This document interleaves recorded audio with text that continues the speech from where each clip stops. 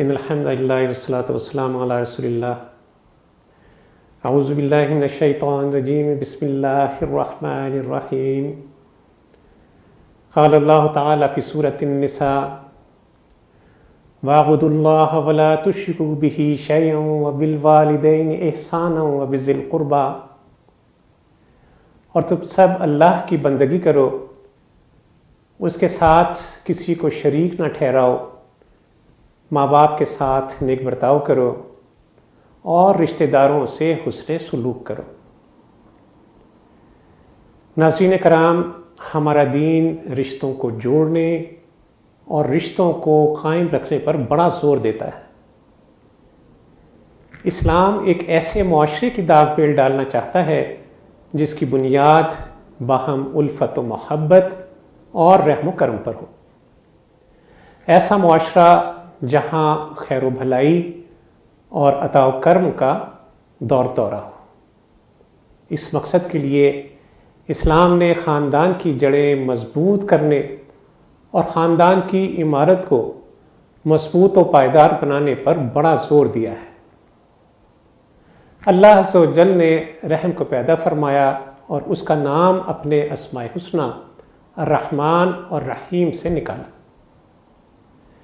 پھر ہمارے رب نے وعدہ فرمایا کہ جو شخص صلہ رحمی کرے گا میں اس سے اپنا تعلق رحمت قائم کر لوں گا، اور جس سے اس ذات کریمی نے یہ تعلق پیدا کر لیا تو جان لیجئے کہ اس کے پاس تو ہر طرح کی خیر و بھلائی جمع ہو گئی۔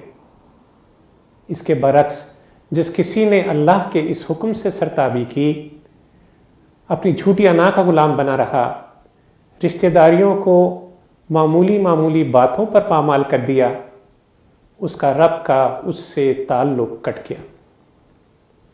ایسا شخص جو صلہ رحمی نہ کرے، رشتہ داروں کے حقوق ادا نہ کرے، تو نہ تو وہ کوئی خیر اس دنیا میں پا سکتا ہے اور نہ ہی آخرت میں کوئی سرخروئی اس کا مقدر ہو سکتی ہے۔ ناظرین اکرام، خاندان معاشرے کی اکائی ہوتا ہے۔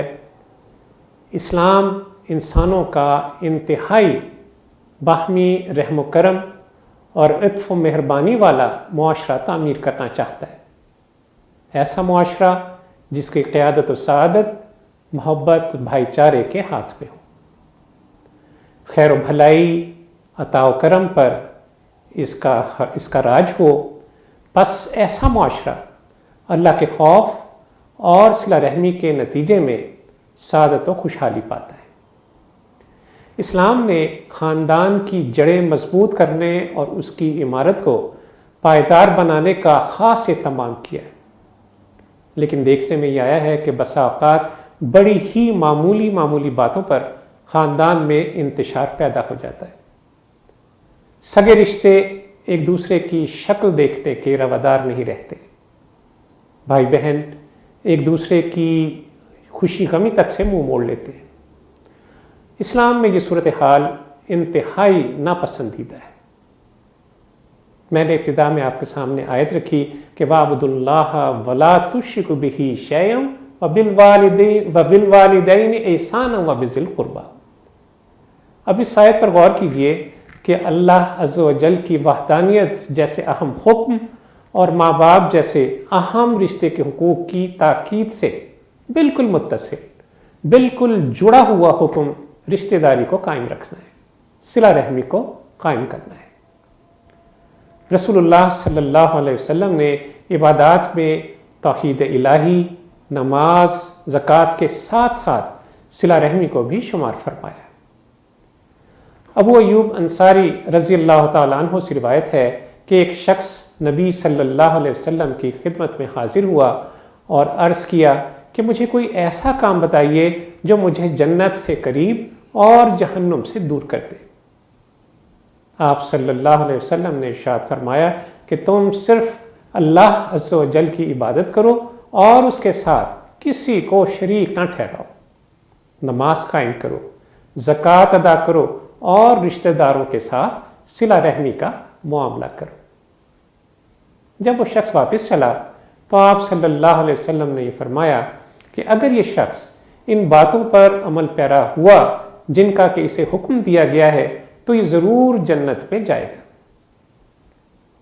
اس کے برعکس قطع رحمی کرنے والا، رشتوں کو توڑنے والا اللہ کی رحمتوں سے خود بخود منقطع ہو جاتا ہے، محروم ہو جاتا ہے۔ قطع رحمی کرنے والے کو قطع رحمی کی سزا آخرت سے پہلے ہی اس دنیا میں دے دی جاتی ہے۔ اللہ عز و جل سے دعا ہے کہ وہ ہمیں رشتوں کو جوڑنے والا اور قائم رکھنے والا بنا دے، صلہ رحمی کی اعلیٰ صفت سے ہمیں متصف فرمائے، ہمیں دلوں کو جوڑنے والا بنا دے۔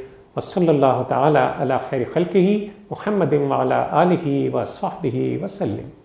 اللہم صلی علی سیدنا محمد وعلی آلہ وصحبہ وسلم۔ اللہم صلی علی سیدنا محمد وعلی